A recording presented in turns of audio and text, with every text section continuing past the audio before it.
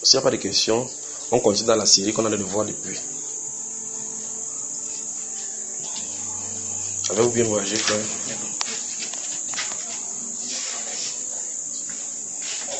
Ça va, mon cher? Bonne arrivée. Bonne arrivée. Que Dieu vous bénisse, que Dieu vous bénisse. Salut, ma chère. J'étais là, salut toi.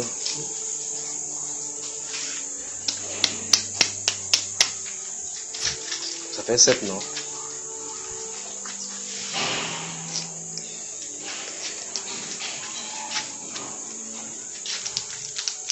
Y a-t-il des questions? On a commencé la série sur le mariage. Si je commence à enseigner, donc ne posez pas de questions, il faut que je repose la question. Je parle justement de salut, je fais des choses pour attendre votre question. Normalement, ce n'est pas ici, quand il dit voici les questions, est-ce qu'il y a des questions, que vous allez commencer à réfléchir sur les questions. En venant chaque fois, vous aurez déjà eu à écouter l'enseignement. Peut-être que vous n'avez pas saisi quelque chose. Ou bien lire la Bible. Vous avez des passages que vous n'avez pas compris. On dit vous avez des questions, vous me regardez comme le mien de regarder. Deutéronome là, Deutéronome. Ouvrons Deutéronome. Donc, nous allons continuer sur la série sur le mariage. Et dans la deuxième partie, je vous ai titillé avec la vérité parce qu'on ne peut pas être en dehors de la vérité et voulant prêcher la vérité. Et on ne peut pas être dans la vérité en voulant prêcher autre chose. Donc si nous ouvrons cette Bible, c'est comme je vous c'est la Bible qui s'arrête. Si nous ouvrons cette Bible, c'est comme nous sommes. Quand nous disons que nous sommes nés de Dieu. Et si vous êtes nés de Dieu, ça suppose que nous avons été engendrés selon la parole, n'est-ce pas? Et avec la parole vivante, efficace. Si tel est le cas, alors chaque décision concernant ce qui concerne Dieu doit sortir de la parole. Et si cela sort de la parole, même si ta culture dit n'importe quoi, même si ton pape dit n'importe quoi, ton prophète dit n'importe quoi, sa parole ne compte pas. C'est la parole si. Vous avez ça, frère? C'est ça qui fait autorité. Alors ce soir, je vais continuer sur la lancée pour secouer les cultures et nos cultures et les traditions. Je parle de mariage. Donc si vous êtes traditionnaliste et vous ne voulez pas comprendre, vous sortez tranquillement. Mais si vous restez là, vous allez entendre la vérité. Mais je suis obligé de dire. De toute façon, chacun a sa Bible. On va lire dans la Bible. Voilà. Maintenant, je vais faire un bref. Je crois qu'il y avait des questions là où que les gens ont posées. Et nous sommes partis. Nous sommes déjà parlé du mariage. Et il y a ces bien-aimés qui est venu d'une assemblée que le prophète est en train de créer le désordre dans son mariage. Je crois que certains d'entre vous, vous avez vu comment j'ai appelé le commissaire là ici. Au parking, j'ai appelé. On a causé. Donc ils ont dit qu'ils ont un rendez-vous là-bas, ils vont se voir. Et après on va parler de cela. Alors, mais j'ai dit, le problème du mariage se trouve en milieu chrétien, créant le désordre plus que même chez les mondains. Au point où il y a des pasteurs qui sont divorcés, ils continuent à enseigner. Les pasteurs qui sont divorcés, remariés même 3 fois. Quand bien même sa Bible dit, dans ce livre de 1 Timothée chapitre 3, qu'il faut que l'évêque soit marié d'une seule femme. Ça fait autorité, ça devait régler le problème. Donc si un pasteur est divorcé, il ne doit plus se marier et là il est disqualifié pour prêcher. Donc vous voyez un pasteur qui vous dit, ce pasteur s'était marié avec cette femme-ci, il a divorcé, il a pris une autre femme-ci, cette pasteur-là ne doit plus enseigner, c'est la Bible qui le dit. Ça c'est la Bible ça. Maintenant si vous voulez vous compromettre, c'est votre problème, parce qu'il n'y a pas une sortie pour cela. C'est pour ça que la Bible déclare, si vous lisez le livre on va y revenir, parce que on va consacrer, après, pendant ces choses de mariage, on va passer le temps sur l'adultère, le divorce et dans tous les aspects. On va brosser dans toute la Bible, c'est quelle est la pensée de Dieu, comment les divorces, pourquoi, ainsi de suite, pour voir tout au clair. Juste avant, on va tourner tout autour, d'accord frère? Je crois qu'il faut qu'on finisse une fois pour toutes. Il faut qu'on en finisse une fois pour toutes avec le problème du mariage. Comme ça, vous aurez le plan parfait de Dieu derrière le mariage. Vous me suivez?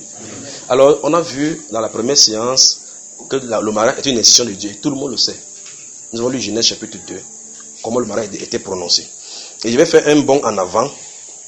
Si vous lisez, je crois que je vous ai donné également ce chapitre, dans Matthieu chapitre 19, vous lisez le verset 8, lorsqu'on a posé la question au Seigneur Jésus-Christ, il a dit que, n'avez-vous pas lu ce que le Créateur fit au commencement? Et puis il a dit, il n'en était pas ainsi au commencement. Quand le Seigneur Jésus dit, il n'en était pas ainsi au commencement, il vient de nous inviter à regarder à l'original. Il vient de nous inviter à regarder à l'original. Ça veut dire que s'il y a un problème qui crée des zones n'importe où, parce que justement les gens étaient dans la confusion. Faut-il faire divorce? Pourquoi Moïse a dit qu'on se divorce? Pourquoi on divorce? Si une femme a un homme et qu'il couche avec lui, le frère même, Moïse a dit qu'on prend jusqu'à 7 à la raison de qui serait une femme. Ils avaient tellement de problèmes qu'ils les avaient embrouillés. Comme nous sommes embrouillés. Alors la question maintenant c'est, si tel pasteur se marie, il divorce. L'autre aussi se marie, divorce. Il y a des divorces, et je vous avais dit dans une autre enseignement qu'il y aura le moment où il y aura le divorce record. sur la terre. N'est-ce pas? Alors si c'est ainsi, et que ceux qui sont censés être appelés la lumière du monde sont eux-mêmes infestés, qui va enseigner qui?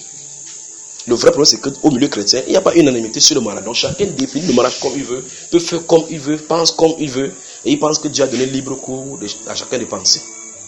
Exactement comme l'église. Laisse-le là-bas. Il est décidé de venir, non? Laisse-le. Exactement comme pour l'église. Où chacun dit, je construis mon église comme ça. Chez nous, nous portons le blanc. L'autre dit, nous portons le noir. L'autre dit, nous portons la croix sans personne sur ça. L'autre dit, nous portons la croix avec quelqu'un. L'autre dit que notre mois de ceci, c'est ça. L'autre dit, ainsi de suite. Mais la vraie chose, c'est que chacun a la même Bible. Et vous allez dans cette Bible-là, vous voyez les personnes qui ont commencé, n'ont pas cette ambiguïté. La question maintenant, c'est, d'où est-ce qu'ils sortent avec cela? D'où est-ce qu'ils sortent avec cela? C'est pourquoi la Bible est comme ça et il y a diversité. D'un autre côté, on comprend que il y a donc la prophétie est censée s'accomplir. D'accord? Donc il y a beaucoup de choses donc, qui ont été instituées par les hommes, normalisées et introduites dans la Bible, dans les choses bibliques. Suivez très attentivement. La Bible étant là, comme vous voyez là, il y a des choses que les hommes ont instituées et pris ça comme référence. Je vais recommencer doucement parce qu'il va aller. Et souvenez-vous de ce que j'ai dit la dernière fois. J'ai pris un exemple et je vous ai dit dans la deuxième partie que lorsque Dieu fait quelque chose dès le départ, comme le Seigneur nous a dit en Saint Matthieu chapitre 19, le verset 8, il dit, il n'en était pas ainsi au commencement. Et Dieu, la façon, il dit, Jésus veut dire qu'en réalité, si vous voulez regarder n'importe quel modèle qui vous dérange, regardez au commencement. Est-ce qu'à l'origine, le Créateur a fait comme ça? Si c'est pas comme ça, ça veut dire qu'il dit, le Créateur regarde le modèle originel. Alors, si le modèle c'est ceci, si plus tard il y a un problème, Dieu va dire, voici le modèle. Et Dieu donc, a donc mis le modèle là. Dans la deuxième partie, j'ai dit, je prends un exemple sur l'église. Quand l'homme a péché dans Genèse chapitre 3, Dieu a donné une prophétie directement dans le chapitre 3, le verset 14 et 15, la postérité de la femme. Donc il vient de dire qu'une femme va engendrer un enfant mâle qui va vaincre, n'est-ce pas? Et j'ai dit, là Dieu n'a pas dit que ce sera une vierge. Il a dit une femme. La postérité de la femme t'écrasera la tête et toi tu lui blesseras le talon. C'est ce qui est écrit. Pas vrai? Et là c'est une prophétie, c'est la première manifestation de la solution du péché ici. La solution au péché. C'est-à-dire que Dieu dit comment il va faire sortir le péché du monde. Pas vrai? Maintenant, j'ai dit, faisons un bond dans Isaïe chapitre 7, verset 14. Quand nous disons Isaïe chapitre 7, verset 14, nous voyons comment le prophète dit subitement que voici la Vierge enfantera. Et vous lui donnerez un nom, et on lui appellera du nom d'Emmanuel. Alors, on commence à comprendre maintenant qu'ajouter à la prophétie de Matthieu, de Genèse chapitre 3, verset 15, que cette femme qui doit enfanter doit être d'abord quoi? Vierge. Alors, j'ai dit ceci, vous devez commencer à comprendre certaines choses de la Bible pour pouvoir avancer avec le niveau du mariage. Parce que, comme c'est tellement saccagé, il faut que je procède de cette façon pour que vous saisissiez. Parce qu'il ne s'agit pas maintenant d'amener mon opinion au milieu de plusieurs opinions qui s'y trouvent. Il s'agit de rétablir la pensée de Dieu. Et de parler à la manière de Dieu. Donc, ça ne se discute pas. C'est pour cela qu'il faut que ça soit dans la Bible. Il faut que ça se parle à la manière de la Bible. Donc, comprenant ceci, ça risque de vous choquer. Parce que vous avez certainement absorbé beaucoup de choses qui sont fausses. Et que ça vous secoue. Alors, on a normalisé ce qui est venu de l'étranger. Et on a écarté la norme qui est de la Bible. Par conséquent, les gens commencent à suivre ce qu'on a normalisé. Comme par exemple, vous voyez un pasteur, quand il a l'appel, première réaction, il court à l'école théologique. Quand il m'en fait là-bas à l'institution pour qu'on me consacre et puis il sort comme ça. Là. Tu demandes, où est-ce que tu sors ça? Il dit, c'est le Seigneur qui m'a dit de partir. Donc il laisse la Bible comme ça. D'autres ne laissent même pas la Bible. Ils partent qu'avec la Bible. Le modèle ici lui montre que c'est étranger, ce qu'il a de faire. Le modèle qui est ici lui démontre que c'est étranger. Que quand Dieu appelle quelqu'un, quand Dieu t'appelle à un ministère, quand il t'appelle à un ministère, tu es prêt pour fonctionner. Quand il t'appelle à un ministère, tu es prêt pour fonctionner. Tu es prêt pour fonctionner. Et quand tu es prêt pour fonctionner, ça veut dire que lui, il a jugé que tu es en service. Tu dois être en service parce que tu as terminé la formation. Maintenant, quelqu'un dit qu'il l'appelle, il court à l'école de formation, on l'endoctrine avec les sauvageries. Après, il va sortir maintenant pour que Dieu dise que Tchabda, nettoie-le. Et sur le torchon, non. Alors, voici la Bible devant nous. Je vais recommencer ce que j'ai dit la dernière fois. Vous aimez la vérité. Amen. J'ai entendu Amen de mon côté gauche. Et c'est un Amen seulement. J'ai seulement dit que vous aimez la vérité. Je vais quand vous dites cela pour que j'avance maintenant. La dernière fois, je vous ai titillé un peu. Vous aimez la vérité. Amen. Je vais vous dire maintenant, en regardant bien dans les yeux, dans vos yeux maintenant, vous savez, je ne vais pas prêcher avec les verres noirs. Ici, je vais vous dire la vérité, parce que c'est si crée problème. D'accord? Donc, cet enseignement sur le mariage, on va aller jusqu'à ce que le Seigneur puisse là. Voici la Bible. Chacun lève sa Bible d'abord. Ok. Vous tous, vous les avez. Ok. Vous aimez ce que vous avez en votre main et ce qui est écrit dedans. Okay. Si c'est dedans là, vous y croyez. Amen. Comment vous allez faire sur autre chose que vous avez déjà cru qui soit contraire à ce que vous avez en main?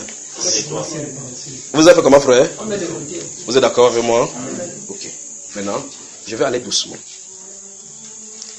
Je vais avancer au niveau de la dot proprement dite dans la pensée de Dieu. La dot. Qui a fait là-bas derrière comme ça? Écoutez très attentivement. Lorsque vous connaissez la vérité, ça va faire normalement la joie de ton âme, pas te pousser à la rébellion. Parce que la vérité doit t'amener vers le Seigneur.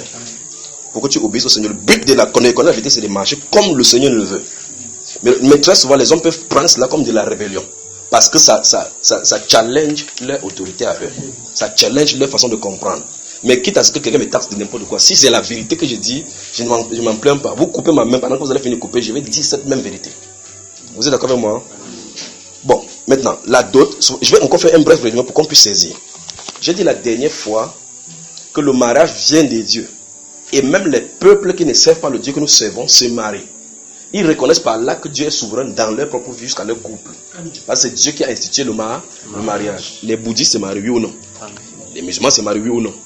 Même les homosexuels, quand ils se marient comme ça, là, même dans leur père, même quand ils marient la mauvaise personne, ils se marient quand même. Donc dans leur esprit, ils disent qu'il faut que je fasse l'institution de Dieu. Il faut qu'ils fassent l'institution de Dieu. Parce que le mariage, c'est la première institution de Dieu. Donc, je fais l'institution de Dieu, mais je fais quand même mal.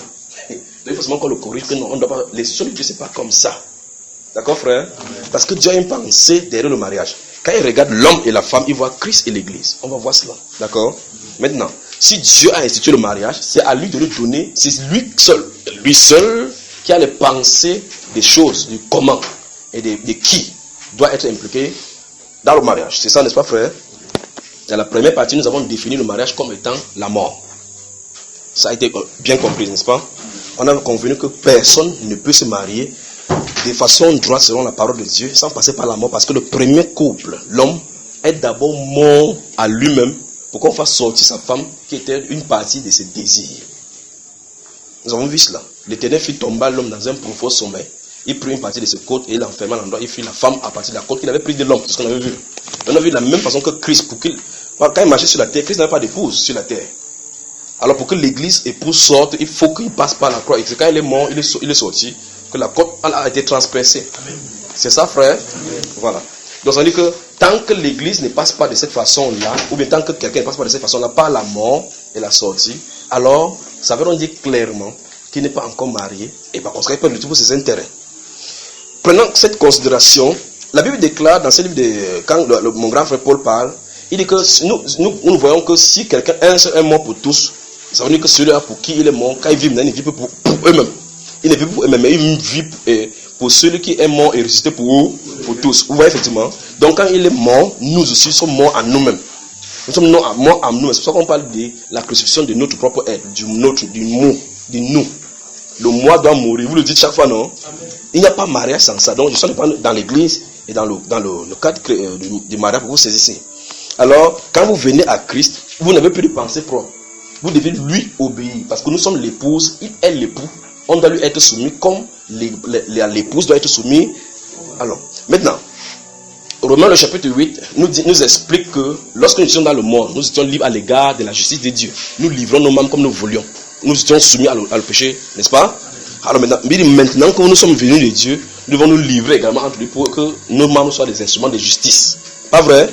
Donc de la même façon, comme nous sommes maintenant à Christ, nous nous livrons à lui. Quand tu es dans le monde, tu es libre. Ça veut dire que comme maintenant vous avez des frères, des soeurs, des gens mondains, donc quand vous parlez de Dieu, il ne veut pas s'en sortir, il ne veut pas entendre vos histoires là. Nous sommes d'accord, non? Il dit, va faire tes trucs là. Il part en boîte de nuit, toi tu ne peux pas partir, parce que tu sais ce que ton époux dit que tu ne dois pas faire. C'est ça, frère. Tu ne dois pas aller chez le marabout. Tu sais exactement ce que lui dit. Il connaît ses règles, les règles de la maison, parce que vous vous êtes mariés, vous avez votre acte, la Bible, la constitution de la maison. Dans une maison, on dit on ne doit pas sortir ici à partir de 22h, on ne doit pas entrer ici au plus de 22h, on ne doit pas entrer, c'est les règles de la maison.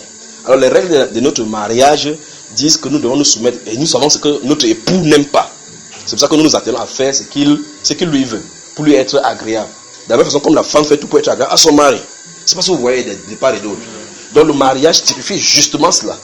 Alors lorsque la femme, l'église est mariée à Christ, l'église n'a plus le droit de faire ses propres choses en étant libertine. Parce qu'elle a été rachetée. Elle appartient maintenant à un autre. Ça veut dire que cette personne a le droit sur elle, a l'autorité sur elle. Elle ne peut plus faire n'importe quoi de sa propre vie. Or, quand vous êtes dans le monde, vous allez en boîte, pas vrai? Vous faisiez ce que vous voulez, pas vrai? Mais maintenant, quand tu es en Christ, ça te change. Pourtant, il n'est pas donné à chaque fois pour dire comme ça, mais les règles te disent que tu ne dois plus le faire. Ou c'est ça, frère? De la même façon, une fille qui est non mariée peut aller n'importe où, voyager n'importe comment, aller par-ci, se soustraire. À l'exception, elle est mariée, ça limite son territoire. Alors, ses libertés sont privées au détriment de la liberté de son mari. C'est ainsi donc il faut qu'elle meure à elle-même. Si elle n'est pas morte à elle-même, si vous voyez dans un foyer, une femme quitte, elle voyage sans dire à son mari, il y a un problème. Une femme dit que je peux faire ce que je veux avec mon argent, il y a un problème. C'est pas si vous comprenez. Si vous voyez une maison où la femme a sa chambre, l'homme a sa chambre, il y a un problème. C'est pas si vous comprenez. Où la femme a sa valise, où il a sa propre clé, ou quand elle sort avec. Il y a un problème. C'est pas si vous comprenez. Vous voyez une femme se tient debout comme ça là. Elle dit Gabriel, tu as mis ma chemise, une femme. Gabriel, tu as mis ma chemise là où? Je suis rendu au travail, j'ai mis ça ici hier. Tu as mis ça où? Le mari aussi dit que s'il te plaît, je ne sais pas où j'ai mis ça, c'était ici. Pour le mouiller. Écoutez très attentivement. Lorsqu'on va avancer dans ces choses de mariage, on va toucher le niveau de serment, de l'alliance, de l'autorité, la limite de la femme et la limite de la maman et autres. On va toucher tout cela. Pas avancer, frère. Ça les tourner seulement pour venir quelque part maintenant. Donc si vous êtes fatigué, vous me dites, vous prenez de l'eau ou bien la bouillie avant que j'avance. Mais je vais dire quelque chose ce soir. Nous allons toucher donc principalement la dot. Nous avons vu dans la deuxième partie que la dot pour la première mention se trouve dans le livre de Genèse au chapitre 34, le verset 12. N'est-ce pas? Et c'est un peuple païen qui l'a dit. N'est-ce pas, frère? Voilà. Et c'est un païen. Il s'agit de... Ah, vous parlez de la Bible. Je peux vous cracher ça maintenant comme c'est qui dit ça. Ou bien je vous amène doucement. On nage ensemble. D'abord, il faut qu'il vérifie d'abord. Tous ceux qui sont mariés voient les hommes. Levez-vous voir. Tous ceux qui sont mariés. Que Dieu vous bénisse. Et tous les hommes qui sont mariés ici. Bon, ok, bon. Asseyez-vous. Vous vous souvenez, dans la deuxième partie, je prenais l'exemple sur les dîmes, n'est-ce pas? Et on a vu que si vous voulez obéir à la Bible, il faut obéir de la bonne façon. Vous voulez dire que vous voulez marcher comme la loi dit. Marcher comme la Bible dit. Si vous dites que vous voulez payer les dîmes, vous allez payer toutes les dîmes. Vous allez aller à Jérusalem. Il y a les dîmes que vous allez manger à Jérusalem. Tant qu'on ne fait pas comme ça, vous ne payez pas les dîmes. Vous vous souvenez, n'est-ce pas? Voilà. Maintenant, la dot, je veux que vous voyez chaque fois dans mes yeux, vous me regardez bien. Parce que ici, là, maintenant, je suis rempli de joie pour dire ces choses-ci. Parce que je sais que ma voix va traverser les cieux. Je sais que ma voix va traverser les cieux et ça va restaurer les choses. Je le sais. Et grande est ma joie maintenant de dire toutes ces choses qu'il veut dire là maintenant. Grande est ma joie qu'il veut dire. Ça va d'abord faire beaucoup de remous. Après ça va calmer. Quand ils vont se calmer, ils vont se calmer doucement. Ils vont aller sur la voie droite quand ils vont vouloir aller sur la voie droite. On peut y aller. Voilà. La deuxième partie, nous avons lu Exode au chapitre 22. Nous avons lu Deutéronome également au chapitre 22. Nous avons lu ça, n'est-ce pas? Je vous ai donné c'est Genèse chapitre 34, verset 12. J'ai dit que vous prenez du verset 1, mais c'est le verset 1, mais c'est le verset 12 qui nous intéresse. Et nous remarquons que dans ce Genèse chapitre 34, il s'agit de lorsque Dina a quitté son peuple, lorsque Jacob et son troupeau et toute sa famille sont venus se camper là-bas près de Sichem. Alors qu'est-ce qu'il a fait? Elle va sortir de la maison. Vous savez, les gens font on dit le fils du roi du pays l'a enlevé et l'a déshonoré. Puis maintenant, quand elle a déshonoré, elle est venue maintenant voir son père, qu'on va prendre cette fille-là pour moi parce que je l'aime tellement. Je vais mourir d'amour seulement pour elle. Quand elle a vu Dina comme ça, là, elle a eu le coup de foudre. Ça, écoutez même les mots que les mondains font. Que j'ai vu la soeur là comme ça, un coup de foudre m'a pris. Le coup de foudre. Quand il y a un coup de foudre, ça frappe quelque part. C'est pour la construction et la destruction, frère. C'est le coup de foudre. Il a foudroyé mon cœur. Vous savez, il y a les filles qui ont les yeux comme ça, midi 14h. Il dit qu'elle a le regard des pistolets. Ça, ils ont toujours les expressions des pistolets. Quand c'est le pistolet, ce qui sort dedans, c'est pour faire quoi, frère? Vous voyez une femme dont elle dessine un cœur ici, vous avez les flèches dedans. Pour montrer qu'on a fait quoi de son cœur? On a poignardé son cœur. que la vie m'est déçue. Alors elle dit maintenant que j'ai fermé mon cœur, il y a le cadenas dans mon cœur. Même si un homme dit raconte n'importe quoi, tous les hommes sont les menteurs, vous êtes tous pareils. C'est pas ça, c'est pas elle le problème. C'est que, n'est-ce pas, elle est entrée dans la culture qui n'est pas normale. Et dans la culture qui n'est pas normale, là-bas c'est la chasse à l'homme. C'est sauf qui peut là-bas. Vous allez dans une forêt, vous allez dans le parc de Ouaza, c'est encore mieux, dans la forêt où il y a le serpent, les scorpions, ceci. Il n'y a pas de normes là-bas. C'est que si je suis prédateur, tu es proie. Quand il te voit, bonjour, merci Seigneur. Tu commences à rendre grâce de tout ce qu'il fait. Vous voyez comment le bois fait comme ça, pendant qu'il est cherché la souris comme ça là. La panthère de l'autre côté comme ça, les poursuivre de ces bois là, il est comme ça. Le bois est consacré sur sa viande. Il dit, oh, il lève la tête, il dit merci Seigneur. Malgré que tu m'as maudit à la départ, tu as quand même dit, je vais manger ici. Et quand la panthère comme ça, comme Seigneur, je te remercie pour ce bois qui est comme ça là. En temps, l'homme aussi derrière comme ça, que je vais tuer la panthère. Vous voyez, c'est ce cycle là. Il n'y a pas de règles là-bas. Il n'y a pas de règles. C'est pour ça que vous voyez, quand le lion poursuit les animaux, quand il poursuit, quand ils attrapent, les autres qui fuyaient s'arrêtent parce qu'ils savent qu'il a eu ce qu'il vaut. Donc pour le moment, et le problème c'est que lui-même, il va être mangé un autre jour, il connaît. Et aller seulement dans une basse cour, là on élève les poussins. Quand on élève les poussins, vous qui allez élever les poules, entrez là-bas, demandez à Seigneur que Seigneur, donne-moi la révélation de ce que les poussins sont en train de dire. Il n'écrit pas qu'est-ce qu'il y a que la chaleur est là. Il dit seulement que jusqu'à quand cette supplice de nous mettre chaque fois à la marmite va venir. C'est ce qu'il écrit là-bas chaque fois. Quand vous entendez là au poulet, tu entends c'est pas ça. Quand tu mets le pied, vous allez dire pas moi, que Seigneur, je prie, j'intercède, que ce soit pas moi que c'est l'élu pour entrer la marmite aujourd'hui. Mais ils n'ont pas le choix, ils sont destinés à cela. Donc quand tu prends un, deux, tu sors comme ça, poum. Les autres diront que Seigneur te remercie. Merci pour ta protection, Alléluia. Donc, quand on a fléchi le cœur de cette femme-ci, ce n'est pas le fait que les hommes l'ont dessus. C'est parce qu'elle était calculatrice et on l'a calculé mieux. Vous savez, n'est-ce pas? Il y a beaucoup de choses à dire sur le mariage. Maintenant, revenons plus sérieux maintenant. Je vais dire cash et je vais revenir maintenant pour expliquer doucement. Mais avant, il faut qu'on lise. Ce qu'on a lu la dernière fois, j'avance. J'ai dit une partie la dernière fois, je vais avancer maintenant d'un cran. Vous avez assimilé une partie, donc je peux avancer maintenant. Exode. Donc préparez Exode chapitre 22 et Deutéronome chapitre 22. On va y aller.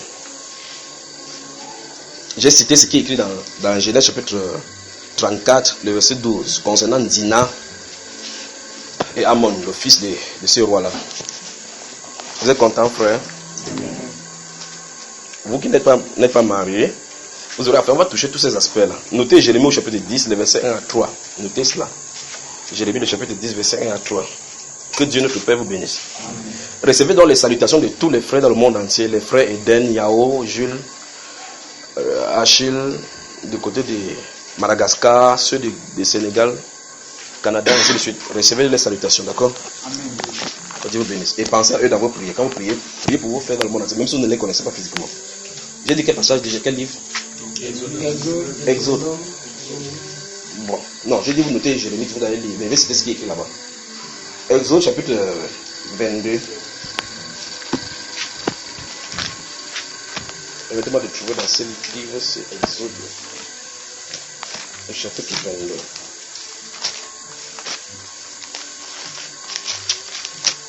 Donc quand vous rentrez chaque fois, méditez sur tout ce qu'on dit et tout ce qu'on fait. Parce que, quel qu'en soit, vous savez, quand les sacrificateurs avaient pris en otage la loi, ils pensaient qu'ils devaient continuer toujours comme ça, jusqu'à ce que Jean-Baptiste entre au milieu. On dit que Dieu l'a envoyé pour venir préparer au Seigneur un peuple au cœur disposé. Donc ils étaient là comme ça, bavardés, on savait qu'ils n'étaient pas disposés à le recevoir. Pourtant, ils lisaient la Bible, ils lisaient les Torah, ils respectaient les règles. Mais ces règles-là ne les amenaient pas à la vérité parce que c'était déjà embrouillé. Quand les choses de Dieu sont mélangées avec les traditions, Dieu se retire. Quand les choses de Dieu sont mélangées avec les traditions, Dieu se retire parce qu'il n'est pas dans le mélange. C'est pour cela que la race sainte ne devait pas être mélangée. On voit tout cela. Exode chapitre 22, lisons le verset 16. Je vais lire, d'accord? Suivez attentivement. Si un homme séduit une vierge si un homme séduit une vierge, j'ai dit la dernière fois qu'on soulignait quoi, frère? Vierge. Qui n'est point fiancée et qu'il couche avec elle, il paiera sa dot. Soulignez ça. Puis je vous pose la question. Cet homme qui a séduit la vierge et couché avec elle paie la dot de qui? À haute voix. Il paie la dot de qui? De la vierge. Eh bien, quand vous comprenez déjà la Bible, lorsqu'on va finir, on va fermer la Bible, vous allez me regarder, vous allez me dire encore cela. Elle la prendra pour femme. Si le père refuse de la lui accorder, dans cette vierge qu'elle a déshonorée, n'est-ce pas? Il payera en argent la valeur de la dot des vierges. Vous avez vu la dot des vierges. Soulignez la dot des vierges. Ne courez plus en lisant la Bible avec les pasteurs. Ne lisez pas avec la lunette de vos pensées. Ne lisez pas la Bible avec ce que vous avez déjà écouté. Pour être neutre, sans appartenir à un groupe ni à quelqu'un, mais dans le camp du Seigneur, il faut lire la Bible à la manière de la Bible. Alors, on dit ici, il paiera sa dot et la prendra pour femme. Si le père refuse de la lui accorder, il paiera en argent la valeur de la dot des vierges. Donc, deux choses sont dites ici. On dit la valeur en argent. Donc, ça suppose que la dot n'est même pas d'abord en argent. Alors, dans ces conditions-ci, il va donner ce qu'il devait donner en argent. Je ne sais pas si ça se comprend. On dit il paiera la valeur en argent. Supposons donc que tu commets un tort à quelqu'un, peut-être un champ, et tu devais lui donner un autre champ. On dit maintenant que, ok, si tu fais ces choses-là, tu vas donner la valeur en argent de ce champ. Ça veut donc dire que ce que tu devais donner comme champ, tu vas convertir cela en argent et donner. Ça suppose donc que initialement le paiement n'est pas fait en argent. C'est dans ces conditions-ci qu'on donne la valeur en argent. C'est ça, frère? Amen. Ok. Si le père refuse de la lui accorder, il payera en argent la valeur de la dot des vierges. Deutéronome chapitre 22. Avancez devant. Lévitique, Nombre et Deutéronome.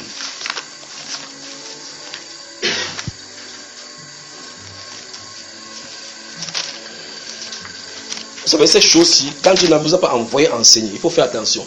Alors vous voyez, chacun prend la position. Et ça a bouleversé les familles. On ne prend pas la dot. Son église dit qu'on ne prend pas la dot, qu'on n'a pas doté cette femme-là. Et d'autres femmes sont même dans le mariage. Chaque jour, elle dit à son mari que tu t'amuses, tu rentres chez nous parce que tu ne m'as pas doté. Aujourd'hui, vous allez comprendre la vérité. Vous allez comprendre la vérité. Non, tu n'es même pas venu voir mon père, tu ne m'as pas doté. Vous allez réfléchir 4 fois pour prononcer maintenant les mots. Allons-y, chapitre 22. À partir du verset 13, nous allons lire doucement. Je crois que nous avons lu le passage la dernière fois, n'est-ce pas? Si un homme a pris une femme et est allé vers elle, éprouve ensuite de l'aversion pour sa personne, ce sont les choses qu'il faut méditer. S'il lui impute des choses criminelles et porte atteinte à sa réputation, vous avez vu ça? La réputation, souligné parce que vous parler tout à l'heure de la virginité d'abord avant d'avancer. De sa réputation en disant: j'ai pris cette femme, je me suis approché d'elle. Vous comprenez le langage, n'est-ce pas? C'est ce que ça veut dire, je me suis approché d'elle. Et je ne l'ai pas trouvée vierge. Donc on dit que s'il dit ça, il est en train de tenter comme ça sa réputation. Ça veut dire que si c'est le mensonge, c'est sa réputation qu'elle est en train de mettre en jeu. Donc, l'accusation de la non-virginité était passible de punition. Aujourd'hui, c'est normal parce que c'est même la maman et le papa qui disent à sa fille à la maison que c'est pas normal, tu n'as pas de copain. Montre-moi qui est ton copain. Il faut l'amener ici pour que nous le connaissons, pour qu'il soit officiellement reconnu. Voilà ce que le monde a normalisé. Le copinage à la maison. Chez les pasteurs, ça se trouve.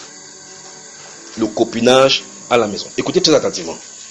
On dit, alors, verset 15, le père et la mère de la jeune femme prendront les signes de sa virginité et les produiront devant les anciens de la ville à la porte. Je pose la question. Les papas de notre époque et les mamans de notre époque peuvent prouver la virginité de leur fille, peuvent être témoins de la vie. Regardez ce qui est écrit, ce qu'on exige. Parce que les papas courent seulement de, tu n'as pas doté, tu n'as pas doté, tu n'as pas doté. Attendez seulement. Vous avez dit qu'on veut la vérité? Non, frère. On dit, si ce garçon, ce qu'il a pris en fuite pour aversion, ça se passe qu'un garçon qui s'est engagé dans le mariage, et elle allait vers elle, après elle dit, elle ne me satisfait pas, l'aversion. Pourquoi? Il n'y a pas d'enfant ici. J'ai trouvé que Au lieu de trouver une piste, j'ai trouvé un boulevard. Vous comprenez, c'est ce qu'on a dit là. Il dit qu'avec ce rythme-ci là, il peut aller n'importe où. Donc ça veut dire que là, ça ne me convient pas. Il ne me sent pas à l'aise dans ces boulevards. J'aime les pistes. Il va rentrer maintenant dire à son père que non, ne veut pas votre fille. Il n'est pas trouvé vierge. On dit que si c'est le mensonge qu'il est en train de dire, il faut que le père vienne prouver que c'est le mensonge qu'il est en train de dire. Qu'est-ce qu'il va faire, frère?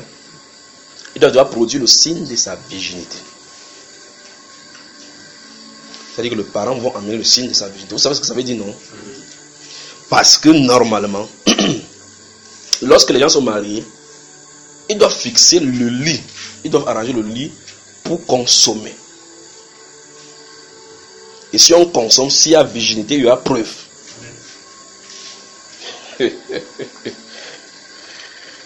Maintenant, avant que les gens ne se connaissent, ils ont consommé ça depuis, ils oublient la première fois qu'ils avaient consommé.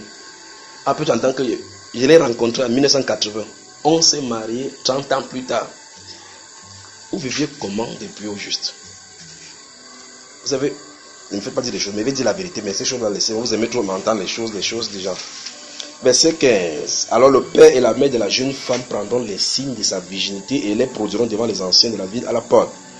Le père de la jeune femme dira aux anciens, j'ai donné ma fille pour femme à cet homme, et il a pris en aversion en lui, et il lui impute des choses criminelles, en disant, je n'ai pas trouvé ta fille vierge.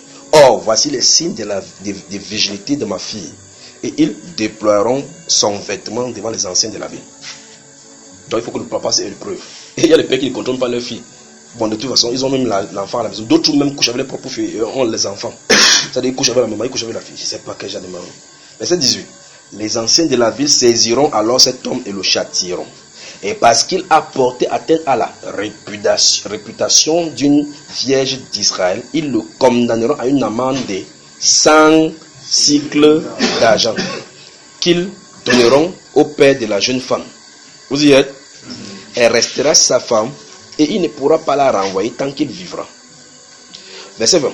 Mais s'il est vrai, si la jeune femme ne s'est point trouvée vierge, écoutez très attentivement ici, on fera sortir la jeune femme à l'entrée de la maison de son père.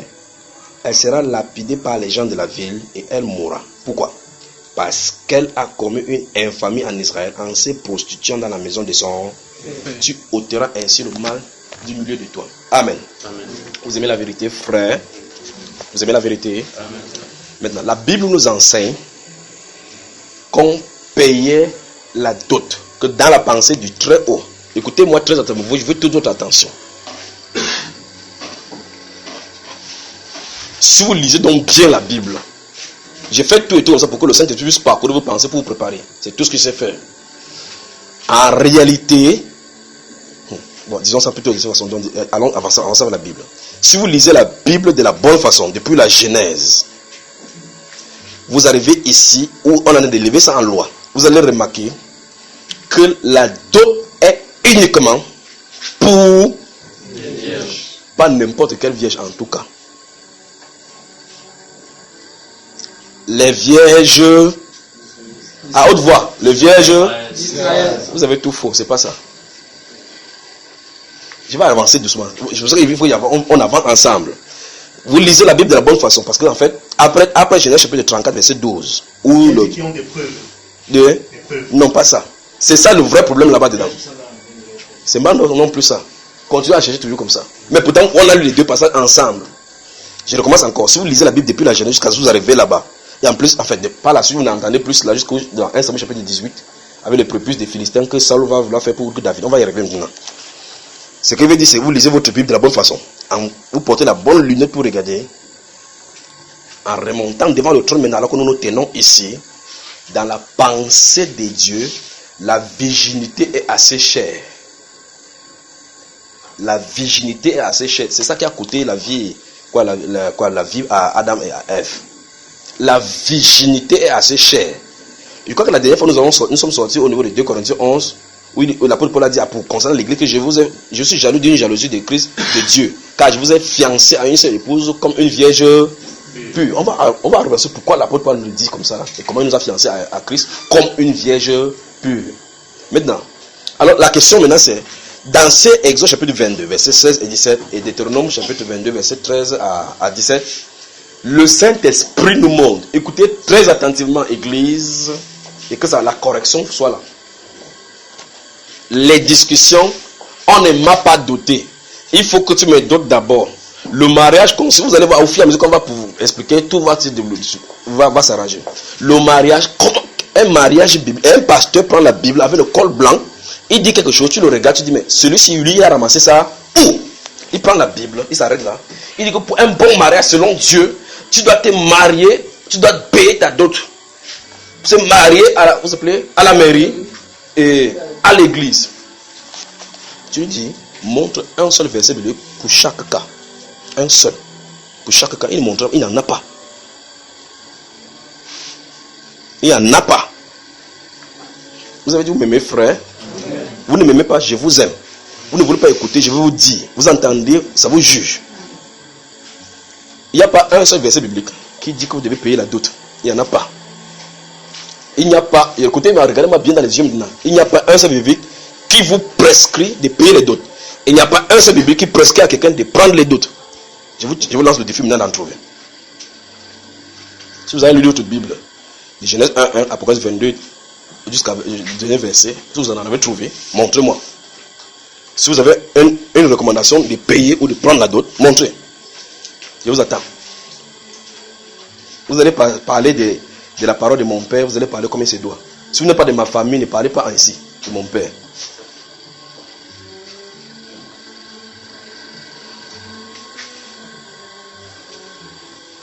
Le pasteur m'a accompagné jusqu'à ce qu'on a doté sa femme.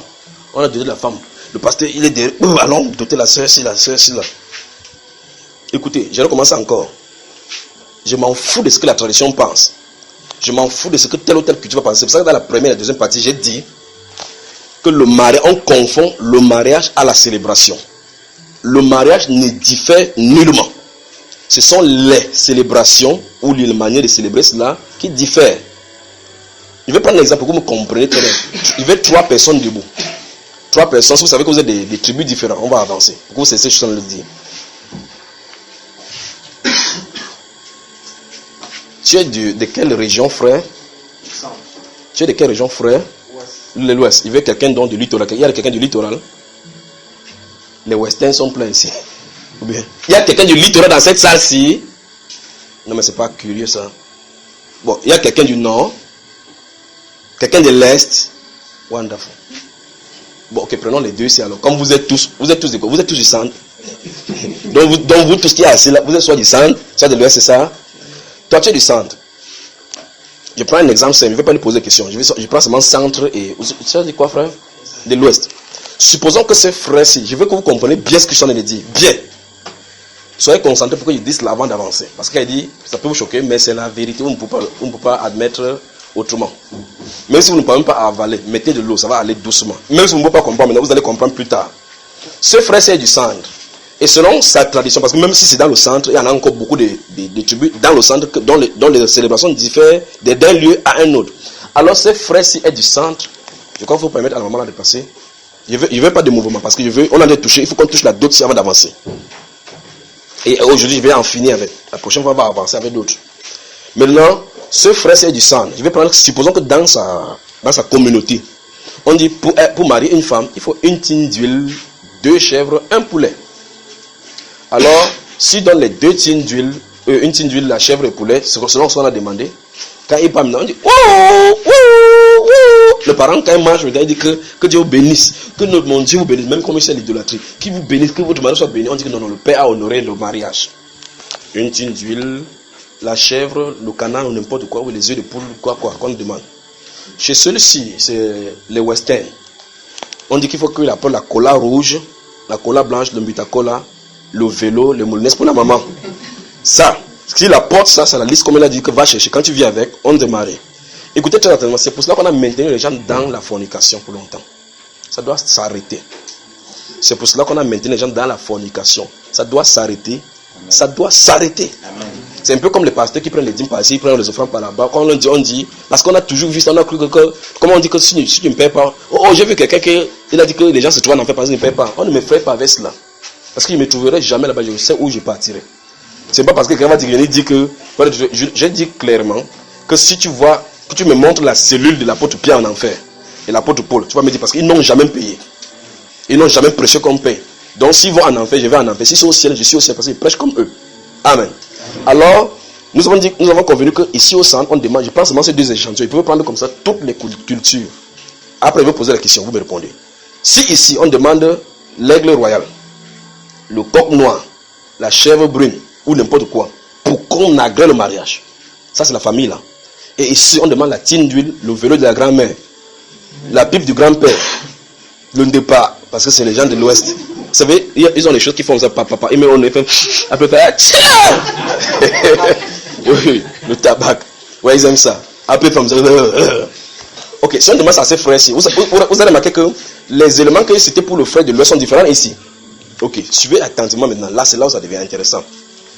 Si ce que le frère va donner, quand il finit de donner ça, avant qu'il y ait mariage, il faut que le frère fasse la même chose comme celui-là a fait pour qu'il y ait mariage. Sinon, il n'y a pas mariage normalement. Il dit là devant Dieu. C'est pas ça que vous me comprenez. Parce que cette Bible-ci, vous écrivez en n'importe quelle langue, ça doit donner le même commandement pour tout le monde. Il n'y a pas un pays où Dieu dit qu'il tolère la fornication. Et un autre pays où il condamne la fornication. Il a dit que rechercher la paix et la sanctification sans laquelle nul ne verra au Seigneur. Il n'a pas dit qu'à un, les Juifs, vous pouvez ne pas quand même avoir la paix. Qu'à deux, les Bamileke, vous pouvez quand même vous voter dans la boue. Non, non, non. C'est pour tout le... Voilà, ça règle le problème, frère. Alors dis à ton frère, pointe quelqu'un dans le nez, Dis, les commandements de Dieu sont universels. Transcendent les cultures. Transcendent les cultures. Brisent les barrières. De temps. Si vous avez compris ça, je vais avancer. Je peux avancer. Qui ça? Qui? Il ne peut pas lever quand tu as demandé les gens de lever. Qui? Il devait se lever pourquoi? Il devait se lever Tu as pourquoi? demandé 3. Bon, on avance ici. Est-ce qu'il ça va faire qu'ils soient mariés? Bon, on avance ici. Vous êtes avec moi? Hein? Alors, je recommence encore. Lorsqu'il a dit répentez-vous, il le disait à quelle culture? Toutes les cultures. Ok, donc ça veut dire que si quelqu'un croit chez les gens des centres, il dit non, dans notre culture, si quelqu'un dans le va mourir. Il a besoin de délivrance. Il a besoin de... Parce que sa culture l'a enchaîné. Parce qu'il doit se conformer à la parole. La parole ne doit pas venir dire que, hey, comme chez vous, quand les gens entrent dans l'eau et meurent, Seigneur, j'intercède, pardon, donne la faveur pour qu'ici, il ne baptise pas. Ça, son commandement est universel, c'est pour tout le monde. Si tu crois, tu dois passer pour te baptiser. C'est ça, frère? Amen. Alors, dans ce cas, que dit de la première institution? Si tel est le cas, que dit de la première institution? La question c'est, si c'est la première institution de Dieu, et que la première des institutions de Dieu est son but pour lequel il va développer plus tard dans la Bible avec les différents exemples pour arriver à la manifestation de la pleine institution qu'il voulait montrer. Hein? Alors dans ces cas, qui a le droit d'ajouter quoi que ce soit ou de changer quoi que ce soit par rapport à ces décrets? Si tel est le cas, aucune culture ne doit y ajouter quoi que ce soit et nous pousser à comprendre que c'est ça qui est la norme.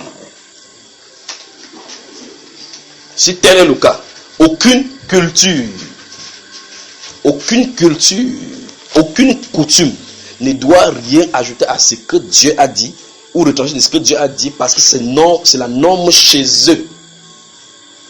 C'est pas si vous comprenez.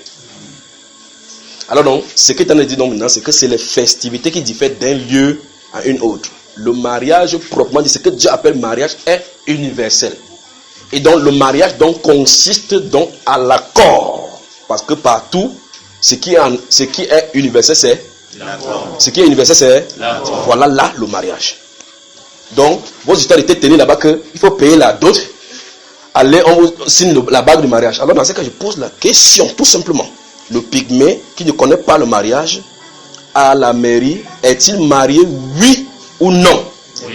Si tu me dis que dans ce cas, Dieu va considérer comme si il ne connaissait pas la loi de mariage. Montre-moi la mairie dans la Bible. La Bible dit que toute personne soit soumise à l'autorité de l'État. Il n'y a pas de problème. Est-ce que c'est quand tu auras signé le décret, l'acte de mariage avec ta tête sur ça, pour la femme comme ça, que tu es marié? Non. Si tel est le cas, le premier, Adam n'était pas marié. Abraham, notre père, n'était pas marié. C'est ça que je veux dire que si ici il y a quelque chose et que l'autre n'obéit pas, si dans les deux cas, Celui-ci obéit, il est marié. Celui-ci n'obéit pas, il est marié. C'est que ce n'est juste pas la condition pour le mariage. Le bon sens voudrait faire que les gens se taisent quand ils ne connaissent pas quelque chose. Le bon sens. Parce que si on te dit de ne pas forniquer, Dieu ne va pas me dire que moi fornique et nous lisons la même Bible. Ça ne peut pas marcher comme ça. C'est pour ça qu'il a donné un plan pour tout le monde. Quand il dit, dans ces Romains chapitre 12, verset 1 et 2, il dit, je vous exhorte donc par la compassion de Dieu à offrir vos corps comme un sacrifice vivant, saint, agréable à Dieu, ce qui sera de votre part un culte raisonnable. C'est pour qui ça, frère? Si tu dis que tu veux te conformer, tu dis que tu es enfant de Dieu, le même commandement est pour toi comme pour lui. C'est ça, frère? Alors, si toi, on t'exige une chèvre pour que tu sois marié, et à lui, on n'exige pas pour qu'il soit marié. Et quand tu donnes ta chèvre, et que les gens disent que tu es marié, et que celui-ci de son côté ne donne pas la chèvre, il est marié, vous avez un problème là. Ça veut dire que vous allez vous marier selon les hommes, pas selon Dieu. Le mariage selon Dieu n'est pas cela. Ça, c'est interdit par le Seigneur.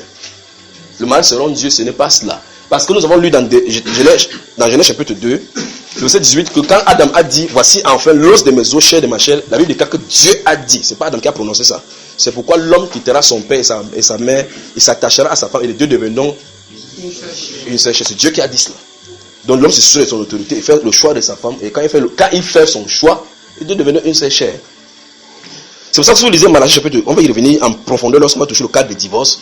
Dans Malachie chapitre 2, le verset 16, il dit que parce qu'un seul a été témoin, parce que j'ai été témoin entre vous et la femme de ta jeunesse, j'ai été témoin, Dieu dit, le Dieu du ciel, qui a institué le mariage, et Jésus a dit dans Matthieu, il dit c'est pourquoi que l'homme ne sépare pas ce que Dieu a joint. Qui joint le mariage, frère? Dieu. Vous devez vous repentir tout le monde, je vous le dis. Vous devez vous repentir tout le monde. Si Dieu joint le mariage, et que c'est Dieu qui joint, et que l'homme n'a pas quoi que ce soit à tenter là-dedans pour disjoindre cela, et que vous dites que quand quelqu'un met la main sur la tête, vous êtes béni, mais ça vous êtes joué au ciel, vous devez vous repentir parce que vous mentez de la parole de Dieu. Et c'est parce que vous comprenez. Si vous dites, je suis pasteur, il met une femme ici, comme on fait souvent, on fait tout genre de choses, on les met à l'honneur, on met les bouquets de fleurs, on met l'oreiller ici, la natte, on les met à genoux. Vous voyez le paganisme, n'est-ce pas, frère? On les met à genoux. La bague qu'on a offert à la mairie, on ressort maintenant. On lit sur ça. Vous voyez nos cultures, les cultures religieuses. On croit qu'en faisant ça, on chasse le démon de, vous appelez Mami Wata des Sillons les eaux. Les Sillons les eaux n'entrent pas dans la bague, c'est dans le cœur que ça entre. Versez-lui dans ce cœur-là. C'est pas dans la bague que ça fait. Il y a des hommes qui ont les mêmes bagues comme ça pour 3 filles différentes. Quand il vient vers toi, tu vois, tu dis, hey, c'est mon chéri. Il parle Limbe, il a une autre fille avec la même bague. Alors, ce que ça veut dire que personne n'a autorité pour mettre deux personnes qui se marient, entre guillemets, donc à genoux, pour dire que je mets la main sur sa tête et sur l'autre sur sa tête, pour dire, il n'y a aucune autorité qui lui accorde cela. Jamais. Jamais, il n'y en a pas. On ne peut pas trouver ça dans la Bible. Et là, deuxième cas maintenant, il n'y a aucune autorité qui demande à quelqu'un d'exiger la dot à une personne qui s'est mariée. Il n'y en a pas. Il n'y en a pas. Vous ne pouvez pas trouver. Vous ne pouvez pas trouver, frère. Il dit, même pas si devant vous, vous avez votre Bible. Trouvez un, et puis on avance. Un, dans la Bible, un. C'est-à-dire que si quelqu'un dit, la Bible dit qu'il faut exiger la dot, montre un seul passage, je dis un seul passage. Nous avons lu Deutéronome, Exode 22. Nous avons lu Deutéronome où c'est écrit littéralement. J'attends seulement, il dit seulement j'attends. Normalement, vous devez poser la question, frère, je voici, là on a lu la dot. Pourquoi tu montres un seul? Je veux qu'on dise d'abord ceci, pour que ça choque, avant de venir dire ce que le verset dit à proprement dit. Donc, celui qui exige la dot est un voleur. Exactement comme un pasteur qui exige la dîme aujourd'hui est un voleur. Voilà, ça, je crois que c'est clair comme ça. Celui qui exige la dot est un voleur. Mais normalement, quelqu'un qui est du monde, qui ne connaît pas ces choses, est censé voler. Donc il n'y a pas de problème pour lui. Donc si tu exiges la dot, c'est un des attributs de son père qui manifeste. Mais la Bible dit, vous connaissez la vérité, ça vous affranchira. Maintenant, moi je suis dans marié. Vous voulez vous marier, vous qui ne vous êtes pas marié, c'est votre problème maintenant. Allez confronter ça avec vos beaux-parents. En fait, même les beaux-parents mondains ne laisseront pas ça faire. À combien de raison, mais les chrétiens qu'eux ne comprennent pas ça. Le pasteur va dire, quoi? J'ai dépensé l'argent sur lui comme ça, pourquoi tu veux me prendre ça comme ça? Non, non, c'est pas comme ça. On va avancer dans la Bible. On va avancer dans la Bible. Alors, je recommence encore, haut et fort, quelqu'un prend la dot, il n'a pas de base biblique. Quelqu'un donne la dot, il n'a pas de base biblique. Si vous voulez donner la dot ou prendre la dot, vous devez donner à la manière de la Bible ou prendre à la manière de la Bible. Alors, ma Bible, vous voulez pas, j'ai pas écrit de Bible, ta Bible, votre Bible dit que la dot est faite pour les vierges qu'on a déshonorées. Point final. C'est ce que la Bible enseigne. Si elle est vierge, elle se marie, on ne prend pas la dot. Si on la viole, on paye. C'est ce que votre Bible enseigne. C'est ainsi par la parole. Voilà donc votre Bible.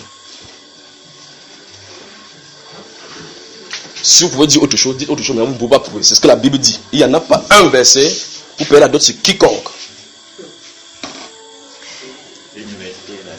L'université de la Bible, allez prendre la Bible tome 2, vous venez.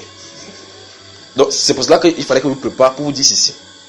La Bible, mes chers amis, la Bible, mes chers frères, la Bible, mes chères sœurs, ne donne aucune autorité à quelqu'un de prendre une dot. Si vous devez prendre une dot, la condition c'est que votre fille a été vierge et qu'on l'ait violée. C'est pour cela que dans le cas de Dina, la première fois que ça a été fait, le gars a dit que exige-moi une forte dot parce qu'il est d'abord violé. Et c'est ça qui a été régi en loi là-bas dans l'Exode. En dehors de ça, il n'y a pas un endroit où on exige la dot. Alors, tous les endroits de la Bible donc, qu'il y ait un mariage, il n'y a jamais eu dot. Allez trouver maintenant. Maintenant, on peut entrer maintenant dans la Bible, maintenant, si vous voulez. Mais dans la quintessence, vous les avez. Vous ne pouvez plus maintenant dire quoi que ce soit. Doucement, ne parlez pas. Mangez, buvez d'abord. Respirez, il arrive. On est là toute la soirée, il est quelle heure? Il est 20h. Doucement, mangez d'abord. Quand vous allez finir d'assimiler, vous avez... je vais encore réitérer ça pour un être, on ne peut plus clair. Alors lorsqu'on dit, l'église enseigne qu'on ne paie pas la dot. Chez nous, nous payons la dot. Ce sont les gens qui divisent les familles. Ce n'est pas quand on divise la famille. Vous voulez obéir à la Bible, frère. Enfin, vous avez dit ça dès le départ. Vous vous dites maintenant que non, je ne sais plus. C'est ce que la Bible enseigne. Vous devez faire à la manière de la Bible. Si vous prenez la dot, montrez un verset biblique qui vous donne le droit de prendre la dot. Ma Bible enseigne que les gens pour qui on payé la dot, ce sont des gens qui ont été déshonorés. Maintenant, on peut rentrer à l'origine, ce qui s'est passé avec un frère. C'est pour cela que Dieu a puni Adam, parce qu'Adam ne devait plus aller vers la Ève après qu'elle ait été déshonorée. C'est pour cela que Joseph, sachant que Marie pourrait être déshonorée par un homme pour qu'elle puisse porter l'enfant, a voulu se soustraire. Vous comprenez ça, frère? La virginité. La virginité. Je vais y revenir. Dans ce processus de prédication sur le mariage, je vais revenir pleinement sur la virginité. C'est pour ça que je vous ai demandé de souligner dans ces exodes là-bas la dot des vierges. Il n'y a pas la dot dans la Bible pour quelqu'un. C'est la dot des vierges. Et cette dot-là, c'est quelque chose pour... c'est le signe de réparation. Parce que il y a une chose que vous enlevez, on ne peut plus remettre. C'est la virginité. Et c'est la chose la plus précieuse qu'une femme puisse avoir. C'est pour ça qu'on a parlé de porter atteinte à sa réputation. Tu mérites la condamnation. Et si ce que tu dis était vrai, il fallait qu'elle soit lapidée pour ôter le mal. Donc briser la barrière de la virginité est une abomination devant le Seigneur.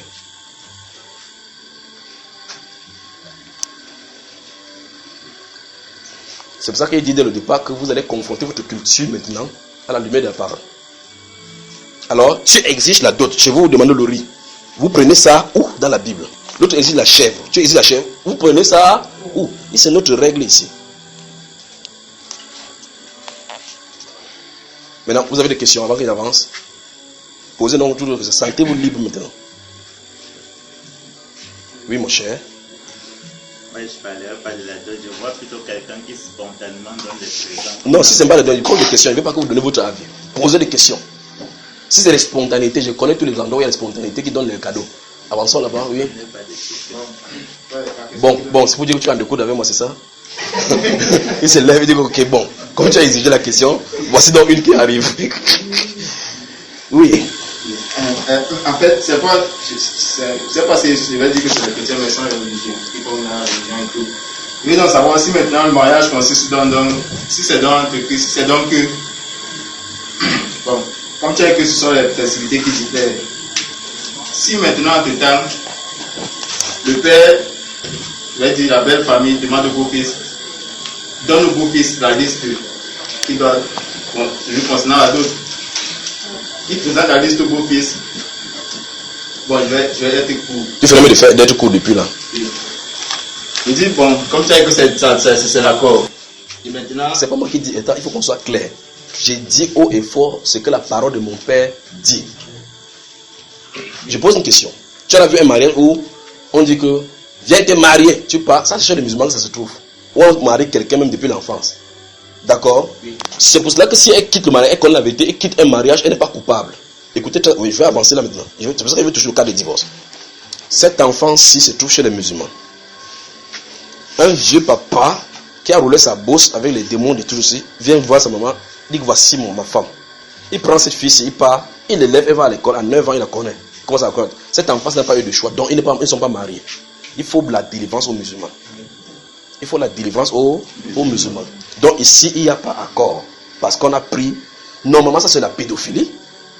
Vous comprenez cela, frère? Mais maintenant, comment faire? Puisqu'ils sont régis par leur propre loi. Ils ont la loi islamique qui régisse là, avec la charia. Mais là, je suis en train de vous dire que je parle maintenant d'après le Seigneur. Lorsque tu prends l'enfant, c'est pour cela que avec les musulmans qui ont cru et qui sont de l'autre côté, on met les menaces, tu peux facilement donner le conseil de Dieu parce que c'est simple. Le danger se trouve en milieu chrétien. Tu vas prendre cette femme, cette fille, ils n'ont même pas honte. Tu prends une jeune fille, tu l'élèves avec tes autres enfants. Elle grandit par connaître. Même la pensée d'y faire, ça fait un genre. Alors là, il n'y a pas mariage parce qu'il n'y a pas eu accord. D'accord? Maintenant, j'espère de dire que la parole de mon père, si c'est ton père, c'est la même parole, dit que ce qui est universel dans le mariage, c'est l'accord. Partout où il y a mariage, doit avoir accord. Alors c'est pour ça que même les mondains, pour que le chef, vous savez, pour le cas du Cameroun, les articles 214, 215, 216 du code civil, dit quoi? Dit quoi? On est obligé de donner les droits.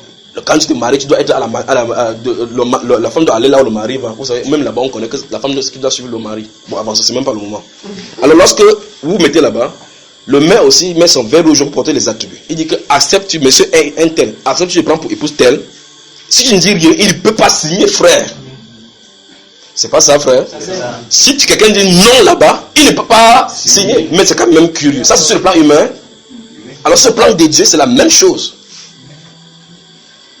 Il faut l'accord pour que la personne dise. Parce qu'on dit que consentant, vu ceci, les deux parties consentent que le régime, c'est ceci. Ils consentent. Donc, tu as donné ton accord. Ta signature donc, que tu apposes là-bas montre que tu as accepté. Alors, si la femme dit que, on dit que, régime quoi? Tu dis monogamie, l'autre dit polygamie. L'autre dit que ceci, on ne doit pas s'entendre. Allez-vous-en, jusqu'à ce que vous amenez un accord. Donc, ce qui lie le mariage, c'est l'accord. Là, maintenant, je vais expliquer sur le plan devant le maire. Quand tu rencontres ta femme, vous rencontrez, vous marchez comme ça, personne ne parle à personne. Vous allez à la mairie, vous asseyez là-bas. Vous attendez que le maire vous dise, ah, si tu me prends pour époux, hein, frère? Donc, en arrivant à la mairie, vous êtes mariés. Levons, nous remercions d'abord le Seigneur. Un instant. Je parle du mariage, nous parlons du mariage. Vous avez posé la question. Enfin, je n'ai pas de mariage. C'est quoi le mariage d'après la Bible? C'est quoi le mariage? Voilà ce que je suis en train de parler. Vous me regardez maintenant un genre déjà ici. Comme il faut raison, ceux qui seront dans le monde qui peuvent écouter ceci. Asseyez-vous maintenant. Voilà, merci Seigneur.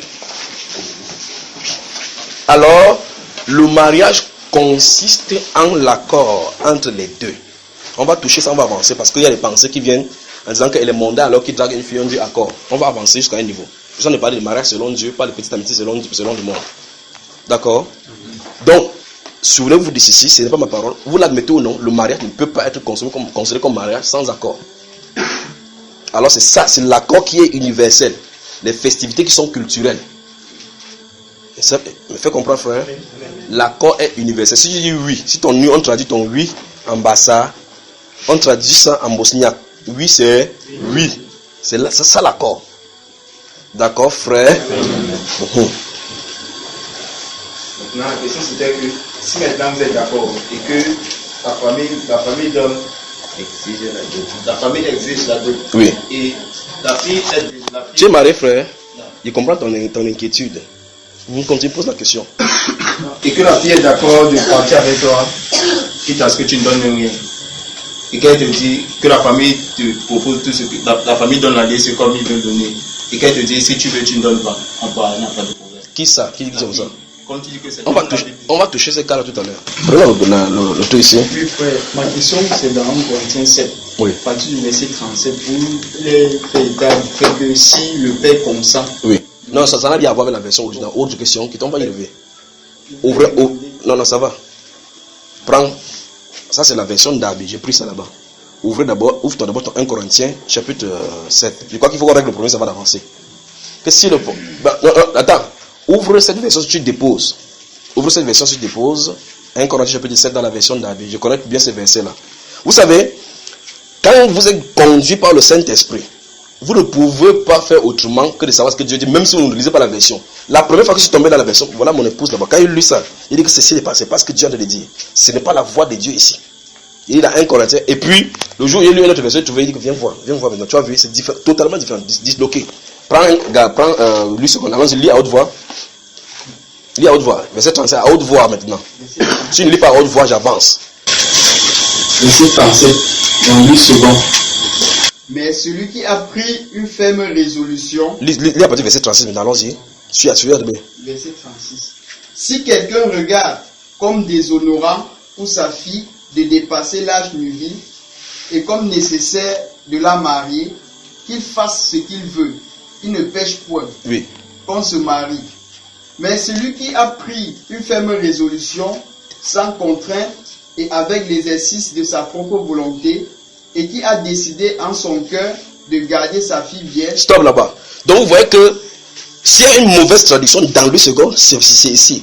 Même dans cette traduction, c'est déconstruit. C'est-à-dire que le même verset que tu as lu est déjà déconstruit. On dit que c'est quelqu'un dans son esprit a pris une ferme volonté, une ferme résolution en lui-même. Il dit de garder sa fille. Alors, c'est vrai, on dit, sur ce plan-ci, Dieu aurait laissé la liberté d'une fille entre les mains de son père. C'est pas comme ça. Ça n'a jamais été comme ça. Il y a l'autorité parentale. C'est pour ça que dans ce processus du mariage, on va expliquer les niveaux d'autorité. C'est pour ça qu'il parlait des limites. Il y a la limite que concerne le corps, donc les membres de l'église, les limites familiales, les limites culturelles. On va tracer. C'est ce que mon grand frère a écrit le jour qu'il a pris sa plume. Il a écrit dans Hébreux chapitre 13 que les gens citent à tort et à travers sans comprendre que le mariage soit honoré de tous. On dit, est-ce que tu as honoré tes parents? Parce que la Bible déclare qu'on honore son mariage. Vous allez lire la Bible. Je vous le dis au nom de Jésus-Christ de Nazareth. Vous allez lire la Bible. Que ce que le mariage soit honoré de tous. On dit, il faut honorer tes parents. C'est pas ça, ça n'a rien à voir. On va y revenir. On va toucher l'autre partie. On va s'étendre pratiquement à cela. Les limites parentales sur les enfants. D'accord? Alors ici, il dit, si quelqu'un trouve, d'après ce que lui souvent le dit là, qui est incongru avec la même pensée qu'il voulait développer là-bas, c'est que j'ai ma fille. Je vois comme déshonorant qu'elle a décidé de passer l'âge de pubérité pour se marier. Si elle décide de la marier, c'est-à-dire que quand on dit de la marier, pas que c'est moi qui l'épouse, c'est de la donner un mariage. Je ne fais pas, il n'y a pas de problème. Qu'on se marie, et puis on dit qu'on se marie. Qu'on se marie. Et puis il dit que, mais celui qui aura pris la ferme raison dans son cœur, sans contrainte, donc on n'a pas contraint son père de garder sa fille vierge, ça n'a pas de sens, frère. Ça n'a pas de sens. Continue là, finis là. Ces incongruences là.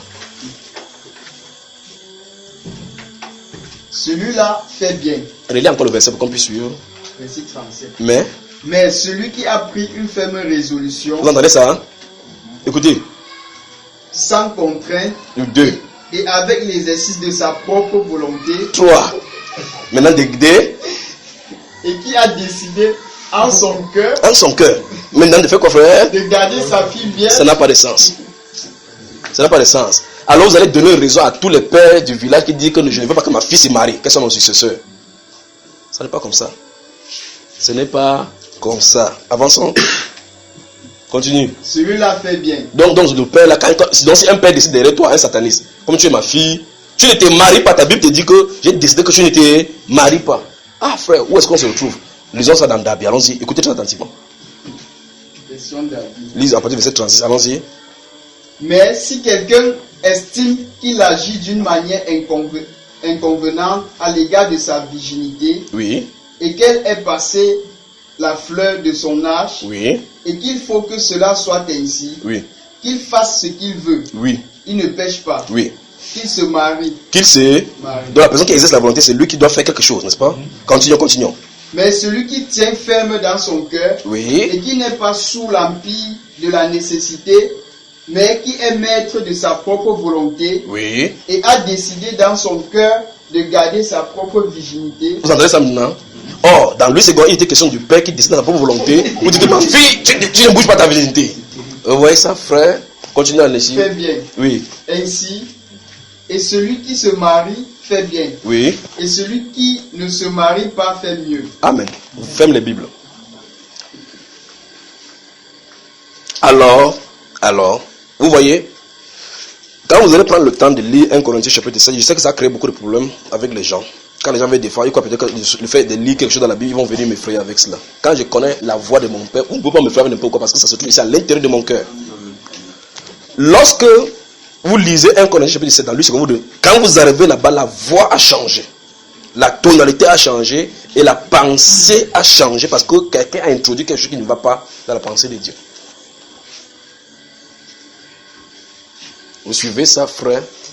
comment on peut dire que moi je décide dans toute ma volonté, avec l'exercice de ma propre force, que hey, Madeleine, tu restes vierge. Où est sa liberté? Vous voyez cela? D'abord, ça, c'est incongruent avec tout le reste de la Bible. C'est incongruent avec tout le reste de la Bible. Maintenant, quand vous allez lire Nombre au chapitre 30, je crois que dans l'enseignement, la place et le rôle de la femme dans le dessein de Dieu, dans l'église, et ainsi de suite. J'en ai parlé dans l'autorité parentale. Quand une femme est sous l'autorité parentale, il y a des limites de l'autorité. Par exemple, quand vous lisez votre Éphésiens chapitre 5, chapitre 6, parlant des enfants, vous lisez Exode chapitre 20, vous allez voir effectivement que Dieu a amené un plus au commandement qu'il avait donné à l'enfant. Vous allez voir que Dieu a donné un plus au commandement qu'il avait donné aux enfants, sachant ce qui est en train d'arriver. Il avait dit que honore ton père et ta mère. Et ils comprenaient justement parce que l'autorité était respectée, parce qu'on craignait Dieu, le roi craignait Dieu, les affectés suivaient Dieu, par conséquent Dieu pouvait les guider. Mais lorsqu'on est entré dans le monde avec les divinités des différents païens, il a dit honore ton père et ta mère. Selon le Seigneur. Selon le Seigneur a été ajouté. C'est pas ce qui est écrit dans Exode. N'est-ce pas, frère?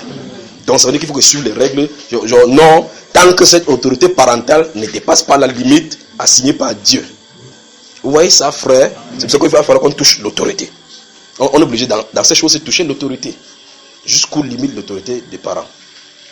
Alors ça veut dire que si ce papa-ci garde dans sa virginité, décide que le mari, tu vas épouser un blanc. C'est le blanc là que tu vas épouser. Le père là que tu vas épouser. Même si c'est dans le sang comme ça. Tu dis que c'est mon père qui a fait, tu fermes tes autres. C'est pas comme ça. C'est pas comme ça, d'accord? Il y a un commandement aux parents vis-à-vis des enfants. Il dit que père, n'irritez pas vos enfants. Vous avez vu ça dans la Bible? Des peurs qui ne se découragent. Vous les irritez, il va se décourager. Alors, il peut entrer dans la rébellion s'il est découragé. Donc, on va toucher l'autorité parentale vis-à-vis des enfants. Et les limites assignées à ces choses-ci. D'accord, mes frères? Donc, vous ferez me chercher les questions mieux que celles-là. Je recommande encore ce qu'il dit ici initialement. Il n'y a pas un seul verset pour quelqu'un de prendre la dot d'une fille en la mariant. Il n'y a pas un seul verset qui oblige quelqu'un à payer une dot. Il n'y en a pas. Fin de citation. S'il y en a, trouvé. Si tu commences à penser maintenant que dépenser sur l'éducation de ma fille, dépenser, tu as vu comment elle est brune, c'est toi qui l'as créée. Que chez nous c'est comme ça, tu as sorti de la Bible. Dans notre culture, c'est comme ça, c'est votre pro. C'est pour ça que dès le départ, il met la garde entre la culture et la Bible. Vous voulez la vérité, je vous dis la vérité. Votre culture, c'est votre problème. Parce que si c'est pour la culture, chacun sortira sa version de culture. Mais comme pour ne même pas me casser la tête, Dieu a donné une seule culture chez lui en haut. La Bible. Vous m'avez suivi, frère? C'est donc pour cela, je peux commencer donc à vous donner, si vous voulez, différentes célébrations. Vous allez voir Jésus va venir dans Jean chapitre 2 où il a transformé l'eau en vin. À Cana, on l'a invité aussi au mariage. Étant le grand, le souverain sacrificateur, il n'a pas dit là-bas que moi, le créateur, je vous bénis le mariage. Il est aussi quelque part là comme les invités. Quand un pasteur, Jésus l'invite, il ne met pas la place VIP, il se fâche. Jésus était quelque part là-bas. Le pasteur, il faut qu'il soit sur la table. On met VIP, en gros caractère. Révérend pasteur, un docteur tel, prophète tel. On dit que c'est le pasteur de marié là-bas. Il faut qu'on lui donne la parole au milieu de l'assemblée. Vous voulez la délivrance. Là-bas, là, dans ces festivités-là, il y avait le buveur de vin seulement là-bas. C'est pas ça, frère? Ok. Parce que c'est leur coutume. Vous prenez maintenant le livre des Juges au chapitre 14, vous allez voir maintenant à Timna. Comment Samson va descendre, il va venir dire à ses parents que descendez à Timna. J'ai vu une jeune fille là-bas, une Philistine. Le père la main dit que mère, on va y revenir. On va avancer vraiment doucement. L'affaire du mariage, je ne sais pas combien de temps ça va prendre. Il est bien dit que c'est vos questions qui vont me faire avancer. Parce que moi, je suis déjà marié, je n'ai pas de problème. Si vous avez entendu n'importe quoi concernant mon mariage, c'est votre problème. Moi, ça ne me gêne pas le problème. Si vous avez pris une photocopie, photocopier, pour vous, un noir. Le message qui ne n'est pas ça, c'est votre problème. Je tiens la copie originale avec le Seigneur. Amen. Dites amen pour moi, il n'y a pas de problème. Donc même si quelqu'un dit n'importe quoi me concernant, c'est son problème. Alors, dans le livre des Juges chapitre 14, vous allez voir comment Samson va venir dire à ses parents que descends à Timna, prends cette jeune fille pour moi. Il dit, ses parents vont dire, n'y a-t-il pas de jeunes filles ici en Israël? Parce que, selon le livre des Deutéronomes chapitre 7, Dieu avait interdit clairement de contracter le mariage avec le peuple étranger. Le verset 2 et 3 disent, ses parents ne savaient pas que cela venait de l'Éternel. C'est ce qui est écrit dans ce livre des Juges chapitre 14. Alors donc, ça veut dire que c'est Dieu qui poussait Samson à aller chercher cette Philistine-là pour épouser. Pourquoi? Parce que Dieu cherchait une occasion de chute, une occasion d'attaque pour pouvoir juger les Philistins. Maintenant, suivez attentivement. Lorsqu'ils vont descendre là-bas, prenez le temps de lire là, Ils vont descendre en marchant là-bas, il va voir il avait tué le lion, et puis l'abbé est venu faire à l'intérieur, il va donner l'énigme où ils vont venir demander à sa génisse. Ils vont poser la question que si vous faites ces choses, je vous donne de celui qui est violent, c'est tout celui qui est doux. Les gens n'ont pas compris. On a essayé de tourner autour de sa femme jusqu'à ce que la femme a hanté, elle a dit si vous n'avez pas brouté ma génisse, vous n'avez pas su mon énigme. Donc c'est ma femme qui vous a dit cela. Ce qui veut vous amener là-bas, c'est que Samson a donné la fête là-bas. Après, car c'était la coutume de chez les jeunes hommes. C'est ce qu'il voulait vous amener. Donc la célébration que Samson a fait là-bas, ce n'est pas la même célébration que dans Jean chapitre 2 on se retrouve. Ce n'est pas la célébration. Vous voyez le mot que ça est utilisé. La célébration. C'est ce que Abraham a fait avec Isaac et Rebecca. Ce n'est pas ce qui s'est passé avec Jacob, Léa et Rachel. Ce n'est pas la même chose. Vous voyez, les célébrations changent. Mais le mariage tient debout. La célébration n'est pas le mariage. La célébration n'est pas le mariage. Le mariage amène la célébration. C'est pour ça que la célébration diffère. C'est parce qu'il y a mariage qu'il y a célébration tout autour. Un peu comme les Lions vont jouer la finale au stade Amadou Ahidjo. Avant que le match ne commence, il y a match qui doit se jouer. On danse les fêtes culturelles, on présente des petites choses là-bas. Toutes ces activités, c'est la fête autour du match. Il y a le match, il y a la culture. Suivez, frère.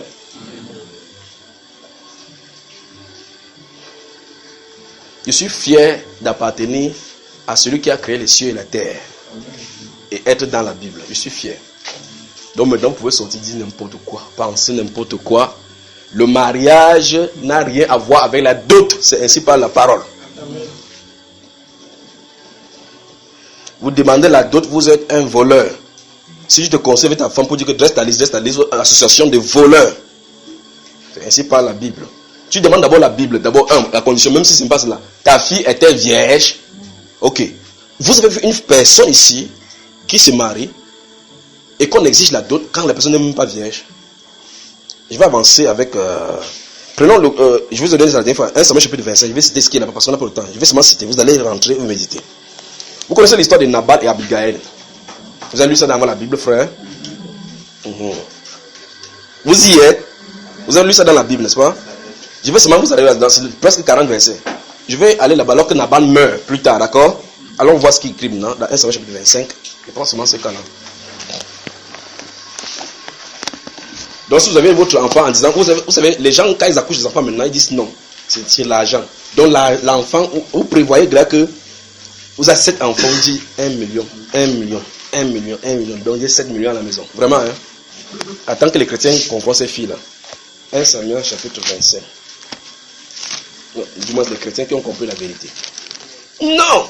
Il faut comme ça que le parent te bénisse. Quand ils vont bénir ton mariage, là ça va avancer. Tu parles. 1 Samuel chapitre 25.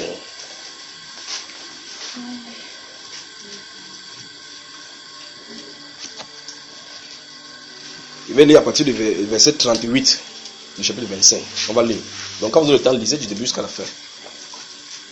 Chaque fois quand je fais, il passe le temps, je reste doucement. Que vous ayez ça devant vous, c'est pour que votre œil soit dans la Bible, que vous preniez connaissance de cela dans la Bible, que ça reste votre cœur.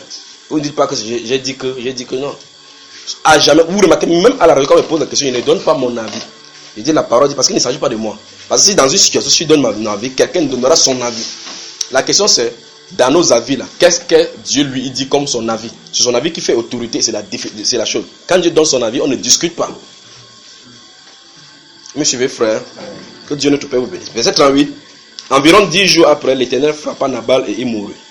David apprit que Nabal était mort et il dit, béni soit l'Éternel qui a défendu ma cause dans l'outrage que m'a fait Nabal et qui a empêché son serviteur de faire le mal.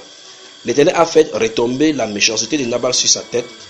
David envoya proposer à Abigail de devenir... Vous voulez qu'on aille au mariage ensemble, frère? On part au mariage de David et Abigail. Continuons tout simplement le verset. Si vous voulez fuir, fuyez. Mais c'est la Bible. On avance, frère. Maintenant, les serviteurs de David, verset 40, arrivèrent chez Abigail à Carmel et lui parlaient ainsi. David nous a envoyés vers toi afin de te prendre pour... Vous y êtes, frère? Elle se leva, se prosterna le visage contre terre et dit, voici ta servante sera une esclave pour laver les pieds des serviteurs de mon Seigneur. Verset 42, lisons tous ensemble, frères. Et aussitôt Abigail partit, montée sur un âne et accompagnée de 5 jeunes filles, elle suivit les messagers de David et elle devint sa femme. Regardez-moi, c'est dans votre Bible, frère. Vous m'expliquer comment elle est devenue sa femme en quittant pour aller là-bas. En acceptant la proposition de Où est la dot alors? Si elle est devenue sa femme, et le Saint-Esprit dit qu'elle est devenue sa femme, où est donc la dot là-bas? La mairie. Donc, en même temps, dans le monde Camé, il y avait le maire là-bas signé, là, continué. Donc, où est la mairie là-bas? Quand la Bible déclare que tout homme soit soumis à l'autorité, quand il y a point d'autorité, il y a point d'autorité qui intervient, il n'y a pas de problème. Mais il n'y a pas d'autorité qui est au-dessus de l'autorité de Dieu. Les institutions divines ont été instituées avec les institutions mondaines. C'est pour cela que malgré que les hommes peuvent dire n'importe quoi, on ne peut pas fermer l'église du Seigneur. Parce que l'église du Seigneur a la dernière autorité et nulle personne sur la terre ne peut la juger. Vous comprenez cela? Donc un être humain ne peut pas dire que prends l'autorisation pour fonctionner. Parce que l'église du Seigneur n'est pas physique. Vous voyez cela?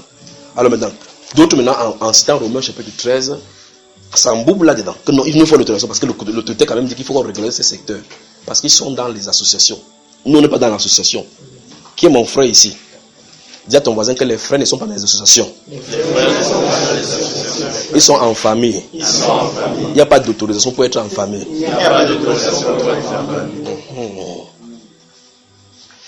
Alors, vous n'êtes pas content, frère? Pose ta question, mon cher. Ma question se trouve dans Genèse 24 à 25. Oui. Chapitre 24 et 25. Oui. Oui, il n'était pas la première fois, il la deuxième fois, n'est-ce pas? Pose comment la question? Abraham, sachant que la dot ne vient pas de Dieu, oui. Comment est-ce qu'il a compris qu'il devait envoyer son serviteur avec autant de présents? Il était riche, frère. Oui. Tu voulais qu'il soit chiche, frère? Attends, tu veux qu'il soit chiche? Parce que quand on lit... Jusque-là, ce n'est pas le problème. Oui. Le problème, c'est pas cela. Regardez bien. Je crois qu'il faut qu'il revienne encore sur les dîmes pour vous expliquer quelque chose.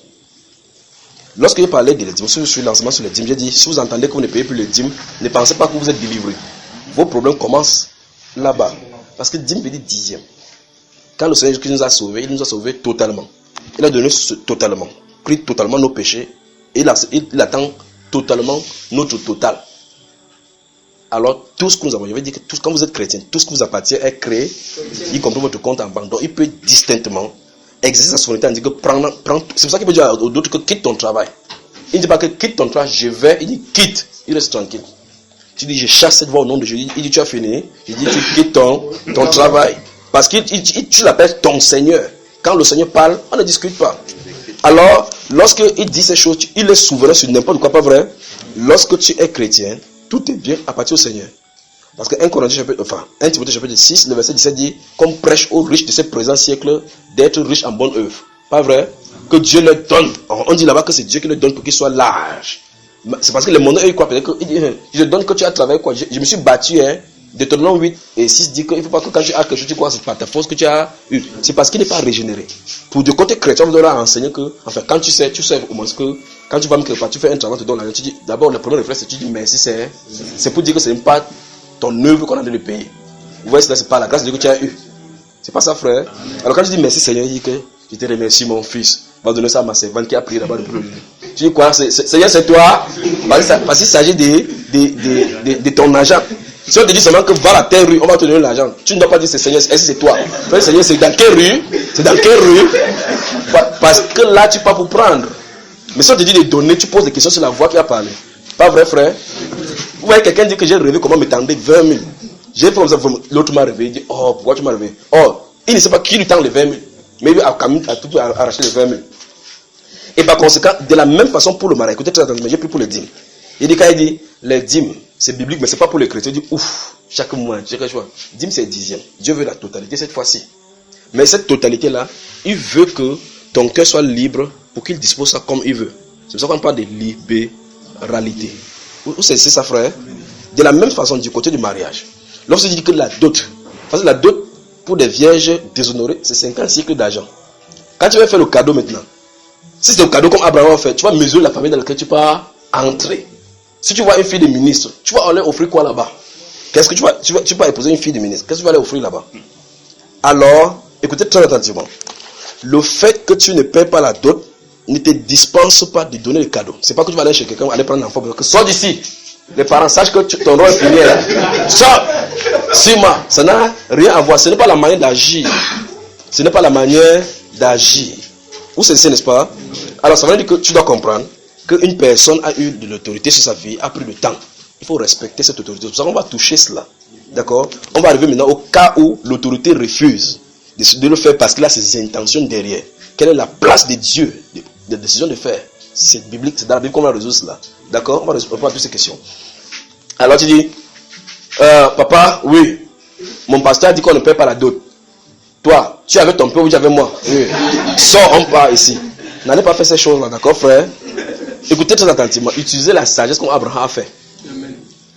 Quand le cadeau partait, avec la bonne disposition de cœur, élevé avec la prière, ils sont entrés dans le dessein de Dieu pour donner le fils promis. D'accord, frère? Alors maintenant, regardez, observez bien maintenant. Celui qui a choisi les cadeaux qu'il devait donner, personne n'a imposé. La façon que le cadeau est arrivé, si cela devait imposer les dots, ils ne devaient même pas toucher à ces cadeaux. Pas vrai? Les gens donc, en imposant les dots, frustrent les gens. Et par conséquent, quand ce sont les francs-maçons qui viennent pour épouser les filles, vous dites 150 millions, ils donnent sans déranger. Sachant que cette fille a une étoile qui brille, 2 mois, tu entendais qu'il a accouché d'enfant, est mort, il y a des problèmes, après elle est morte. Elle a travaillé l'argent qu'elle a payé. Bonne soirée.